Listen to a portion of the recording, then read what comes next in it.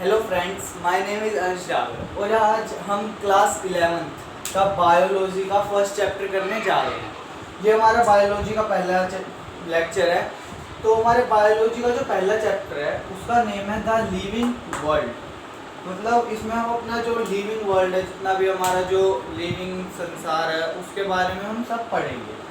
तो सबसे पहले पहला लेक्चर तो हमें बायोलॉजी वर्ड का मतलब पता होना चाहिए कि जो बायोलॉजी वर्ड है उसका मीनिंग क्या है।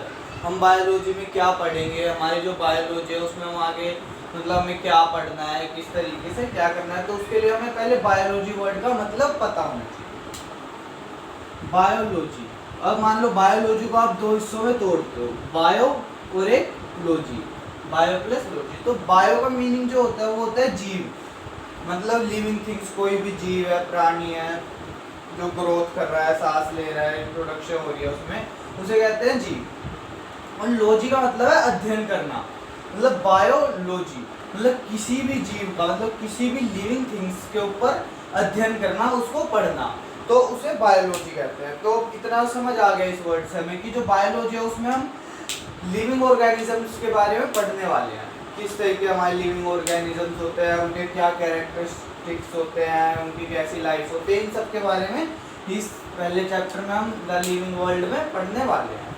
तो और जो फादर ऑफ बायोलॉजी थे, मतलब जैसे हर चीज़ के फादर होते हैं, फिजिक्स के अलग होंगे, केमिस्ट्री के अलग होंगे, वैसे फादर ऑफ बायोलॉजी थे एरिस्टोटल। ये नाम याद रखना, बहुत बार पूछ लिया जाता है 1 नंबर में। जो फादर ऑफ बायोलॉजी हैं वो कौन थे? एरिस्टोटल। तो फादर ऑफ बायोलॉजी याद हो गया, हमें बायोलॉजी का मतलब पता चल गया। इसके बाद हम पढ़ते हैं कि इस चैप्टर में हम कौन कौन से टॉपिक कवर करेंगे। Topic to be covered, introduction. सबसे पहले हम इस चैप्टर में अपने इंट्रोडक्शन के बारे में पढ़ेंगे कि इस चैप्टर में क्या है, what is living thing, living जो लिविंग ऑर्गेनिज्म होते हैं वो क्या होते हैं। फिर उसके बाद हम पढ़ेंगे कैरेक्टरिस्टिक्स ऑफ लाइफ, हाँ जो उनकी लाइफ है उनके कैरेक्टरिस्टिक्स क्या क्या है, diversity in life, binomial nomenclature, need of nomenclature, मतलब बायोनोमियल नोमेनक्लेचर होते क्या हैं, उनकी हमें नीड क्या है। फिर क्लासिफिकेशन पढ़ेंगे एनिमल्स की, कि जो एनिमल्स उनकी क्लासिफिकेशन क्या है। टैक्सोनोमी कैटेगरीज और टैक्सोनोमिक एसिड्स, इन तीनों टॉपिक को भी हम इसी चैप्टर में कवर करेंगे। तो अब हम अपने इंट्रोडक्शन पे आ जाते हैं।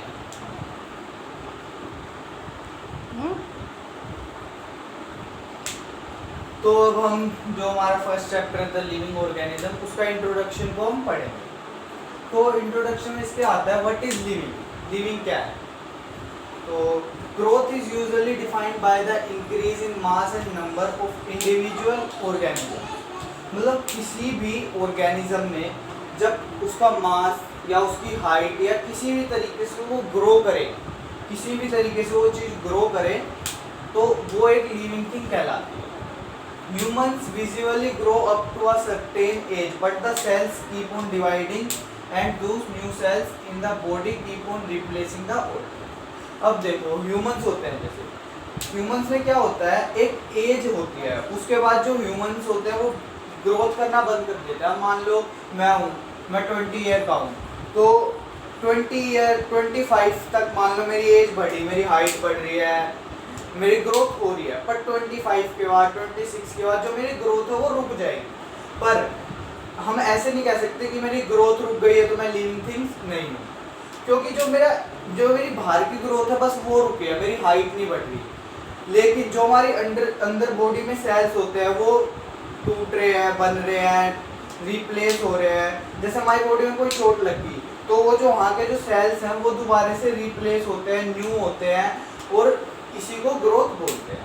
Some of the non-living also seems to grow in size due to of parties, for example the growth of mountain। अब मान लो कुछ ऐसे नॉन लिविंग थिंग्स भी हैं जो कि ग्रो करते हैं, जैसे माउंटेन है, माउंटेन जो होते हैं वो भी ग्रो करते हैं, उनके ऊपर जो सैंड होती है उसकी परत जम जाती है, बर्फ की परत जम जाती है, तो जो माउंटेन्स होते हैं वो भी ग्रो करते हैं, पर वो नॉन लिविंग थिंग्स में आते हैं।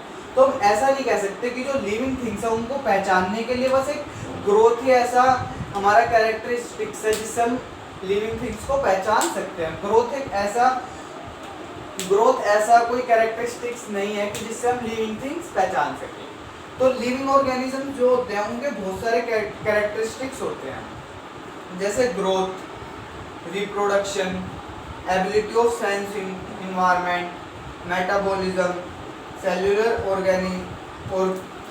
ऑर्गेनाइजेशन और कॉन्शियसनेस।